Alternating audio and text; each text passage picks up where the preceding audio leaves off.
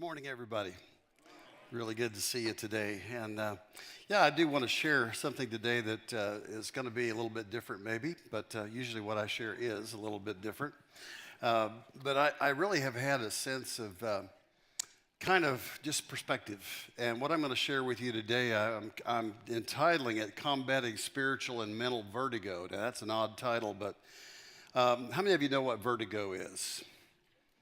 Yeah, it's kind of a condition where your inner ear becomes all discombobulated, and that's in the Hebrew. That's a Hebrew word, discombobulated, and it from what I understand, there's a little air bubble in your inner ear that moves back and forth and helps you determine your posture and your equilibrium. And under some conditions, that can become stuck. And usually it's when you don't have any real frame of reference to tell where you are, if you will. Pilots really suffer from this very dangerous situation with a pilot when maybe they're in a cloud cover situation and there's a lot of turbulence and they can get rocked around. I really was in a situation like that one time. I'm not a pilot, but I was flying in a small plane with a friend of mine, and we were over central Texas, and this cloud cover got really heavy, and it was a lot of turbulence.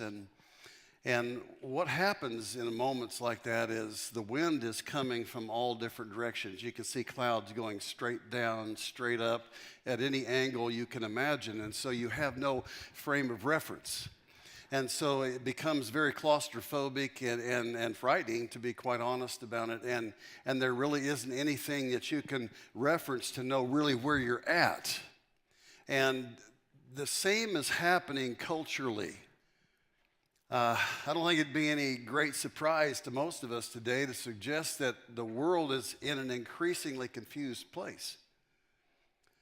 The parameters of what we are now expected to consider as being rational thought and normal behavior are, in a growing number of areas, reaching a level of absurdity unknown in human history.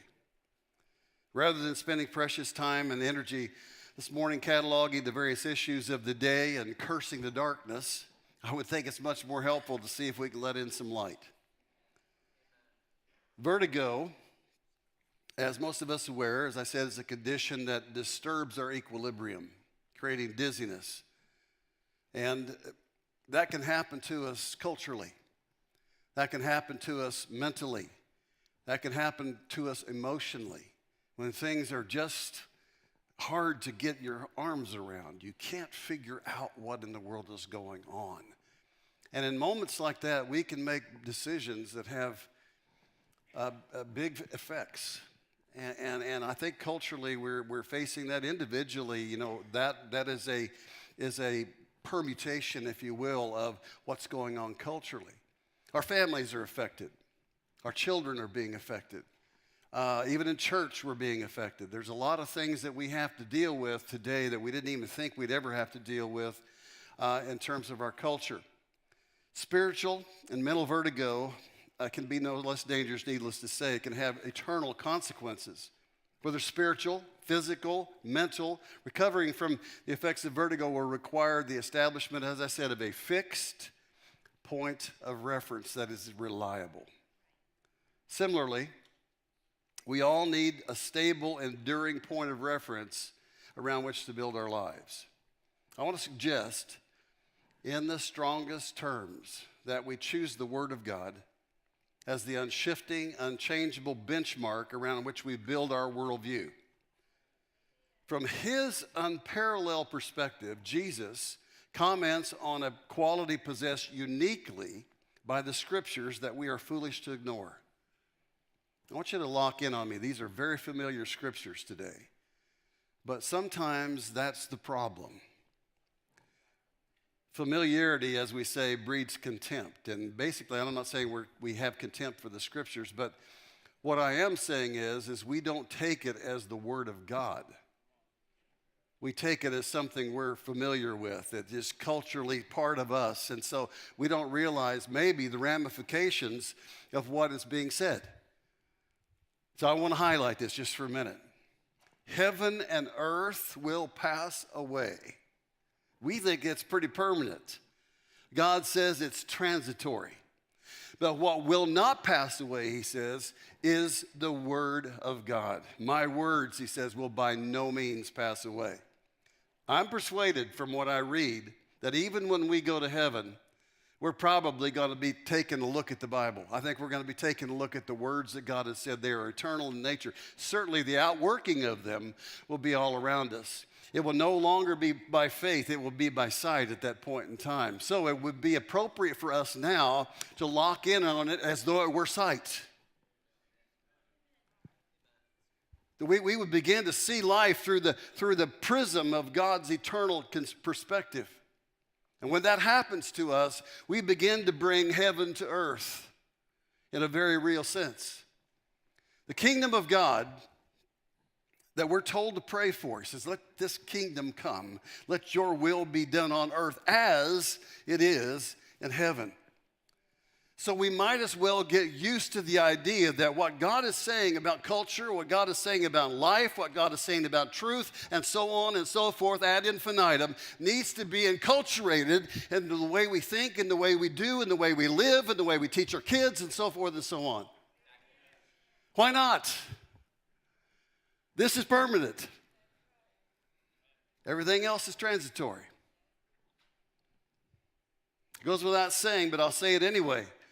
We absolutely must start with a good foundation because it defines what can successfully be built upon it. If we begin to build on a cultural foundation, we're going to be rebuilding all the time. And there are many things about our culture, many things about the common mentality of American people. Let's just talk about us for a bit. There are a lot of things in the culture of America you cannot build a solid life on. It's changing all the time. It's changing in more absurd ways all the time. And we've got to get down to bedrock here.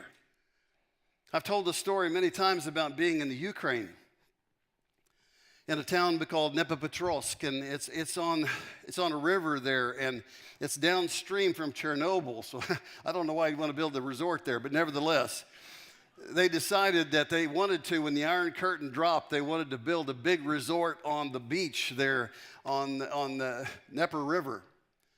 And when I was there, there was a big structure. There was by far the biggest structure in town, and it was quite a large town. And when you looked at that structure, you could see that it was leaning. That was the plan.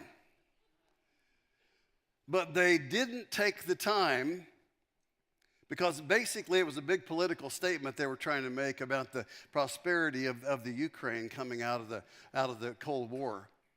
And they didn't take the time to go down and find bedrock. And they built this massive hotel on sand. And before they could get it open, they had the leaning tower of Dnipropetrovsk. And it sat there in mockery of their foolishness and still does to this day. There are so many lives that were built on foundations that are not very strong, not very solid, and certainly not very eternal, that have put up great edifices. I think of Hugh Hefner.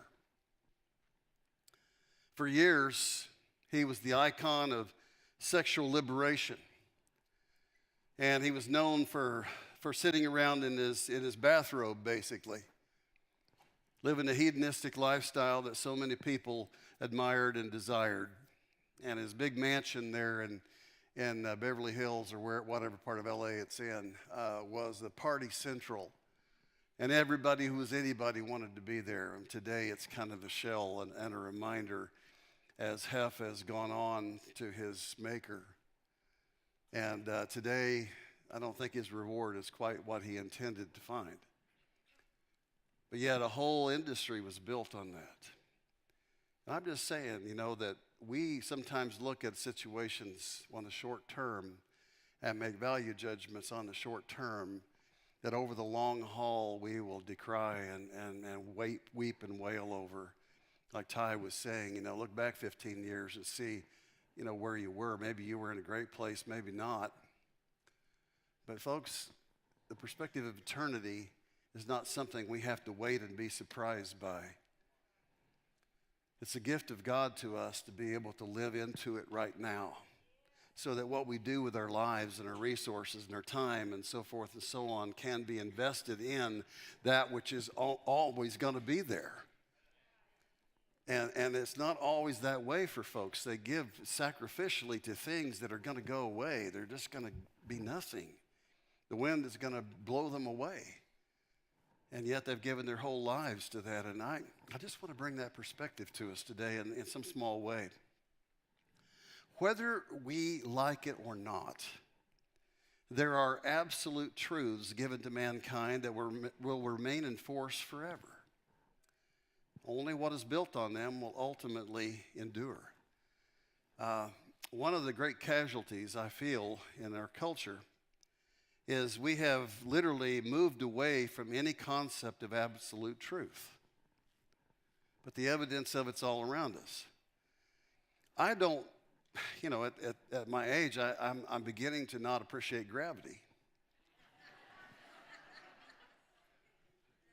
Can I get an amen? Can anybody here, plastic surgeons everywhere love gravity. But gravity is a law. It's happening whether we like it or not. I do like it for many reasons because, it kind of helps you stay on the planet. But the bottom line of this thing is to think that somehow there are not laws in the universe that are absolute is utter foolishness. Truth is absolute. The Lord is not looking at psychology today to try and figure out what truth is. Truth was established before man even got on the scene. So we have something we don't need to be ashamed of. Yet we're told we should be ashamed of a biblical worldview. We're told that it's small and narrow-minded, and yet Jesus didn't back away from that. He said, narrow is the way, and few there be that find it. Wide is the way to destruction, and many there are that go thereat. I'm not concerned about being narrow-minded as long as the path I'm on is the one that he charted out. I want to encourage you today, don't be bashful about saying Jesus is the only way. Well, Pastor, there are many roads to God. Well, who said? God didn't say that, so maybe you need to inform him. The problem with many ways is, if there were many ways, how would you isolate the ones that are and the ones that aren't? You got a problem on your hands. So the audacious claim of Jesus that he was the way, the truth, and the life, and no man comes to the Father but by him, is in a very real way security. He speaks as the only one that's ever been there and back. I remember standing by a graveside down in West Helena, Arkansas one day. A friend of mine's dad kept the funeral grounds there.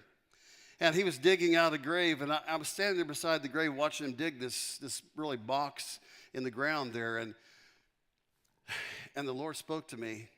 There was actually a statue not too far away, and I looked up, and just as I looked up at that statue, the Lord says, I'm the only one that's ever come out of here. And it stuck with me. He's unique. He's unique amongst all peoples. I think I can believe his account of things just based on that alone. No one else has that perspective. So when he says, I am the only way, I'm the truth and the life, I don't feel like backing off of that one little bit. I don't feel like standing up on a pulpit like I am this morning and telling you that is the truth. I'm staking my eternity on it. I'm encouraging you to do so also. I'm encouraging you to shake off the disdain of a godless world and be who God's called you to be.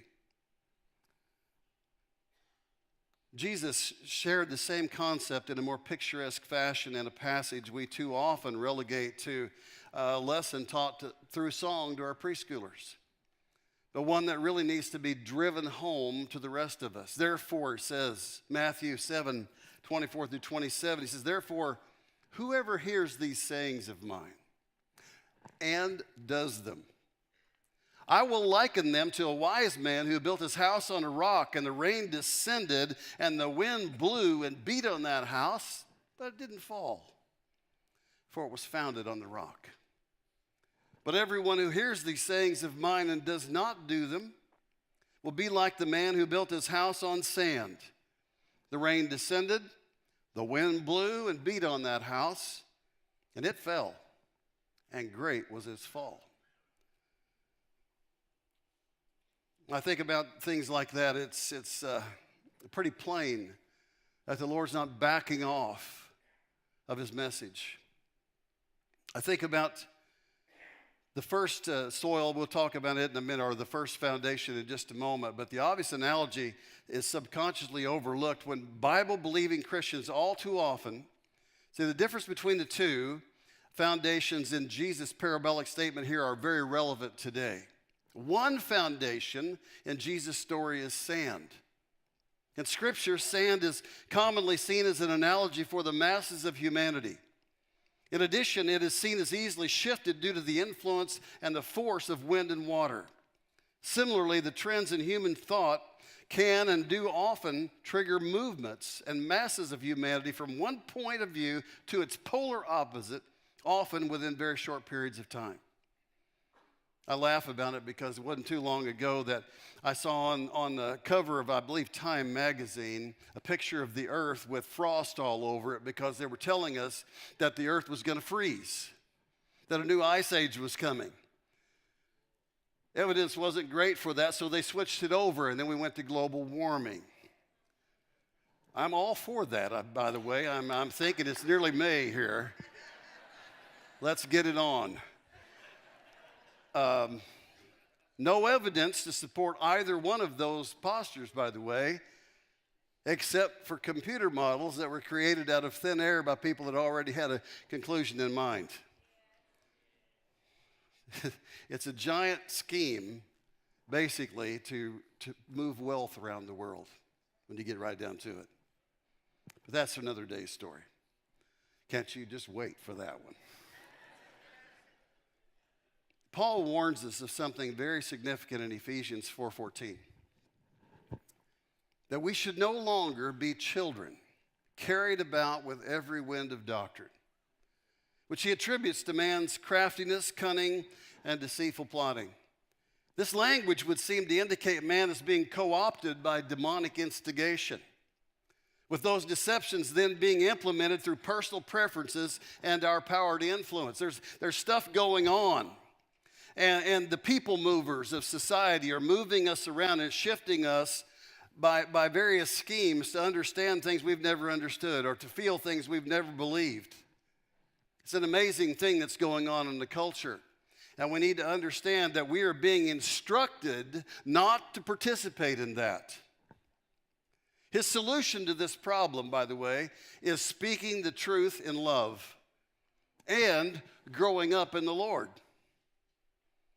Now, folks, this is huge. We are told today that we shouldn't be critical, that we shouldn't judge. But the fact of the matter is the Bible says we should judge. We're not just to lap up everything that's being fed to us. The world worships an open mind. But I declare to you over and over again that every open mind needs a screen door to keep the bugs out. It's important that we don't just be swept along in a cultural tsunami toward destruction. People are afraid to afraid to stand out from the crowd of people at work, or afraid to this, or afraid to express themselves. It's ridiculous. The Bible says we are salt and we are light. But if the salt loses its savor, it's good for nothing. In fact, the truth of it is, in the days when that was spoken, they had a salt that would be leached out after a while, and they would just put it on the roads to drive on. Jesus was saying, hey, don't lose what makes you salty. Salt, when it's poured into an open wound, stings. Folks, we're afraid today of bringing a word that might cause conviction. It might make people uncomfortable. I thank God that I filed into Alamo Stadium when I was 16 years of age and heard Billy Graham pour salt all over me. I'll never forget it. I'll never outlive it. I'll never regret it, because he made me so miserable. I could not sit in that bleacher any longer. And I got up and I walked down there while George Beverly Shea or whoever it was singing Just As I Am or some kind of hymn. And I experienced a baptism of love. And my conviction faded away before a Savior. I'm not mad at Billy Graham for making me feel miserable. I'm mad at the plethora of preachers before him who didn't.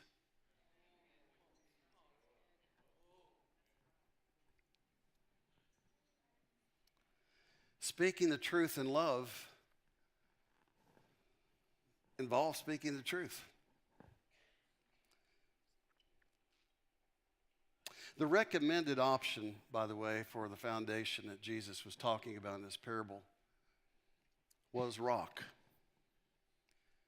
This is virtually immovable option. It's certain to provide stability for the life of whatever's built upon it. The lesson we need to repeatedly revisit in our world is that God's word on any given subject is the truth and has no expiration date. The world wants you to believe that the Bible is a relic, an ancient piece of document that is no longer relevant in the modern world. I'm here to tell you it's about the only anchor for a soul in the modern world. We've gone off the rails. Used to be that if somebody went to an institution of higher learning, they would come out with an education. Now they come out with a polarization. Now they come out steeped in a liberal theology that puts God on a back shelf. He's a higher power of some sort. We wouldn't name him because that would be improper.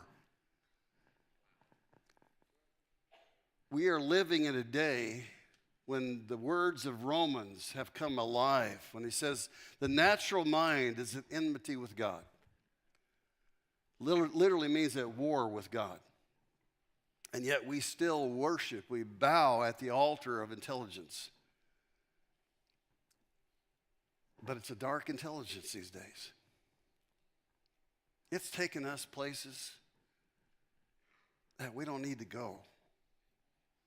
It's exploring things that we don't need to consider. It's creating an environment where foolish thoughts have become mainstream. The Bible tells us in Romans chapter 12 and verse 2, it says, do not be conformed to this world. That word literally means do not be squeezed into the mold of this world. And yet every effort is being made to mold us not only into a one mindset, but a one world concept. The diversity that God created to hold things in balance is being eroded away. And you can see it in the battles for the border.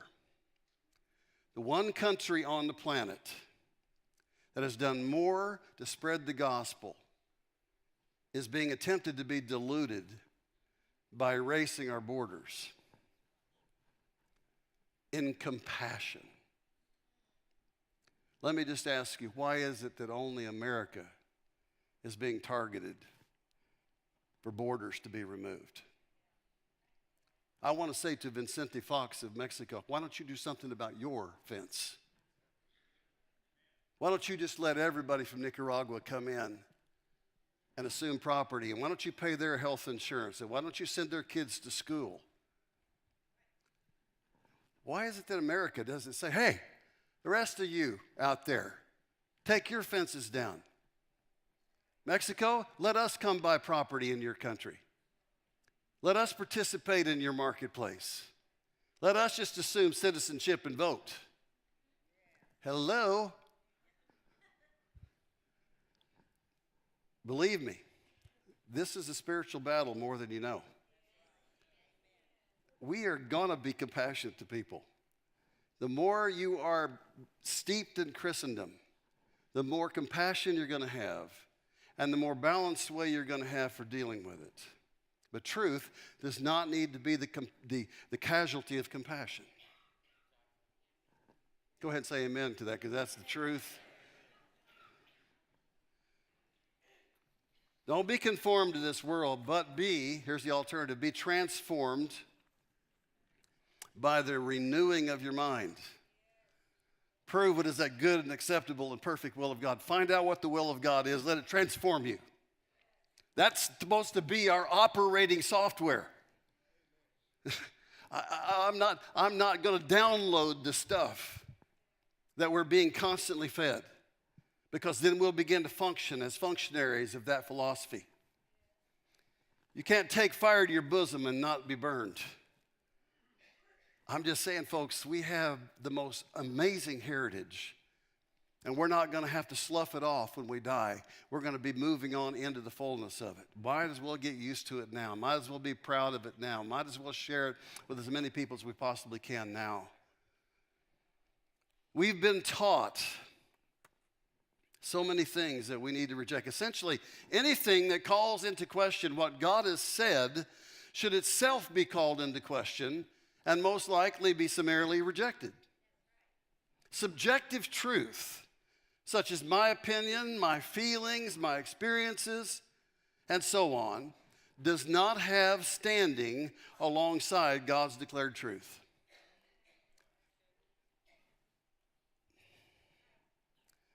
We have become a nation obsessed with our feelings. Think about it. How often have your feelings lied to you? Somebody said it, I quote it all the time, but if you had a friend that had lied to you as often as your feelings have, they wouldn't be your friend anymore. And yet we make these massive decisions based on my feelings. Our culture is being railroaded into the ditch because of our feelings. What about principle? Principle prestages feeling. Truth begins to channel feelings. We can respond to truth and feelings will be there. Feelings are like the caboose on the train, but you don't want to drive with the caboose. It's up and it's down. It's affected by everything from humidity and barometric pressure to allergies to hormones to you name it. There's stuff everywhere that's affecting our feelings. Do you want to let that drive your life? But yet we do. Subjective truth. Subjective truth.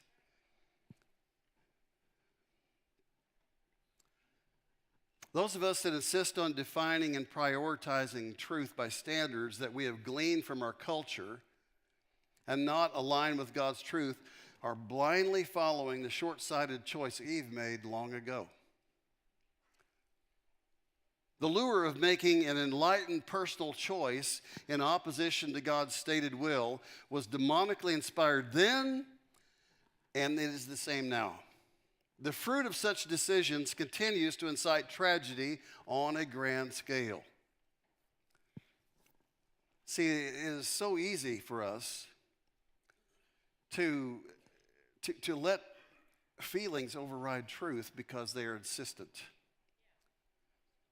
And this temptation that came to Eve in the garden, the first thing was, has God said?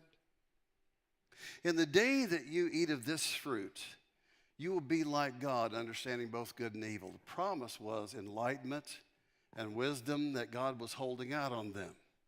All you need to do is partake of this fruit. I've said it hundreds of times, but the Hebrew understanding of the tree of the knowledge of good and evil was to decide for oneself what is right and what is wrong. I'm here to tell you that there is a divine standard for right and wrong. We don't even talk about right and wrong anymore because there's no such thing as absolute truth in our culture. In God's culture, there still is very absolute truth. There is such a thing as right and wrong and good and evil. And it isn't just our concept. It is God's concept, the one by which we are all going to be judged one day. Might as well start now. The process I just described will eventually lead to a kind of moral vertigo that can send an individual or society into a death spiral just as certainly as when a pilot suffering from the effects of vertigo attempts to fly by the seat of his pants and fails to trust his instruments. Statistics show that pilots that have vertigo often have a deep distrust for their instruments that tell them they're flying straight and level. Because their ears are messed up, they feel the seat of their pants. They try and judge where gravity is. And the amazing part of that is centrifugal force feels like gravity. And so what they do is they level up on something. Maybe the winds are coming down at an angle like this, and they're used to seeing winds on the earth going like this. And so they level up on the prevailing wind. Society is leveling up on the prevailing wind. And you just may be 2 degrees off. But sooner or later, you're going to auger that plane into the dirt. Because that angle means you're descending and turning at the same time. Meanwhile, feeling like we're good. We're good. I feel it. I feel it. Haven't been in a situation not quite that severe, but close. I can tell you, you don't trust what you see. You trust what you feel. Be careful when you let your feeler override your knower. Be careful. You're in dangerous territory. Here's one example involving and arguably one of the most basic elements of being human. 10 to 15 years ago, this concept would never have been publicly proposed by even the most radicalized minds, yet today, our society is contorting itself to accommodate this new form of enlightened sensitivity. What's this new truth?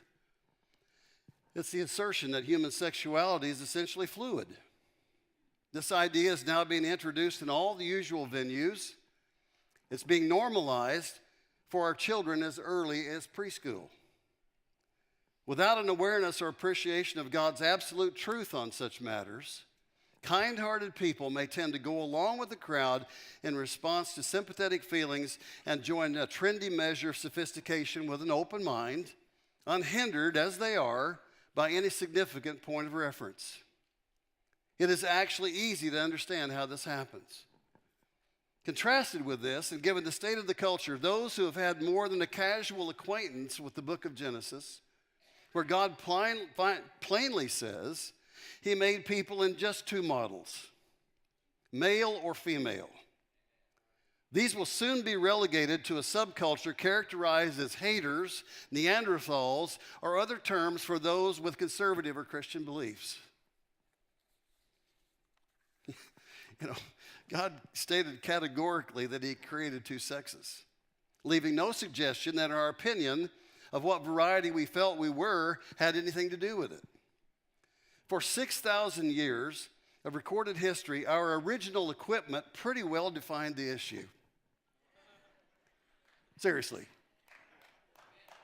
6,000 years before the lights came on. I just have to pause here for a second. I got to tell you how surreal my yesterday was. I spent an hour on that last part because I didn't want to make anybody uncomfortable.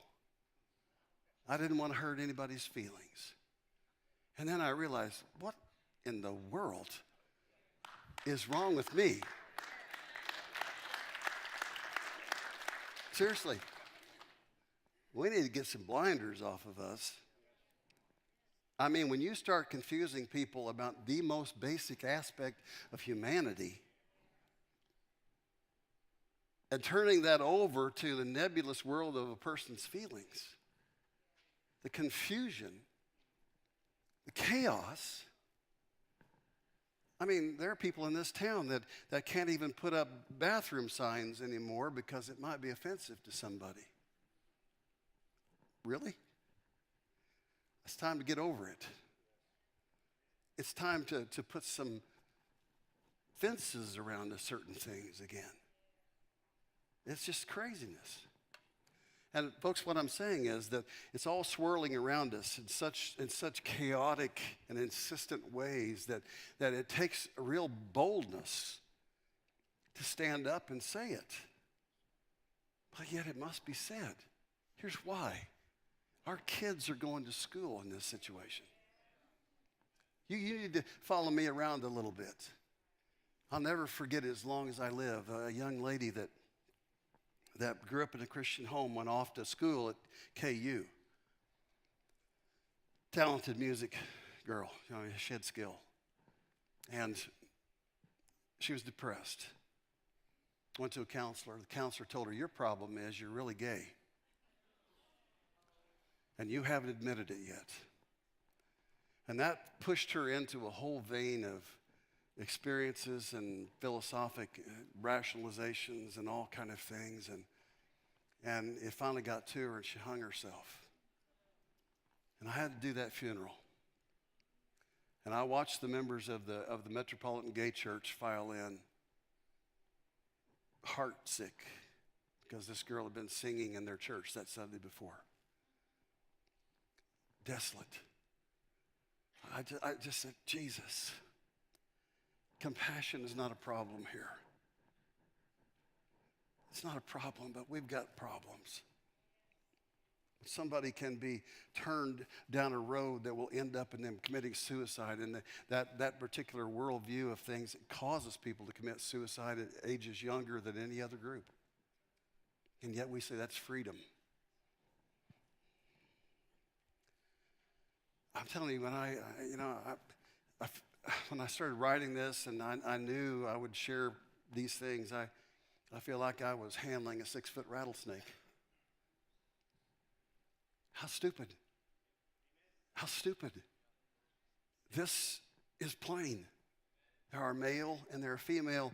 It was stated in Genesis. It's always been that way. Why on earth are we letting this kind of craziness swirl around us without standing up and saying, wait just a cotton-picking minute?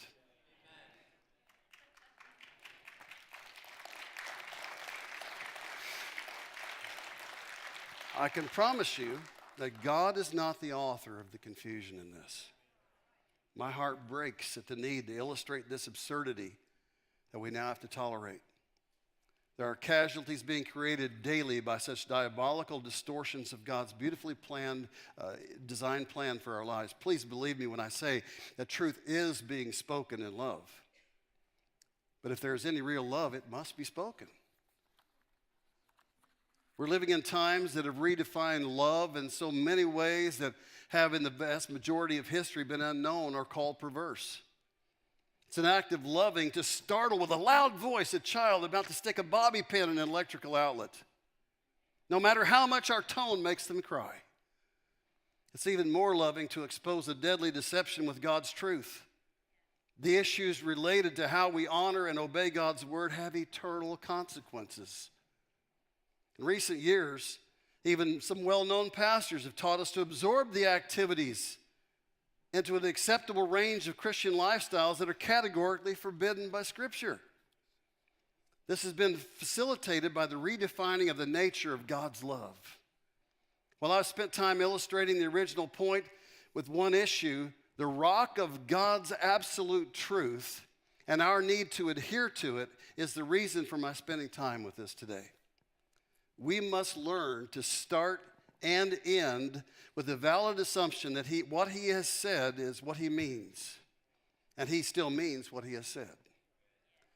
Building on the rock is still the best cure for chronic and spiritual and mental vertigo. Still. I'm telling you, it's just that simple. It's just that simple. And I wonder today, how many of us are prioritizing the ingesting of his word?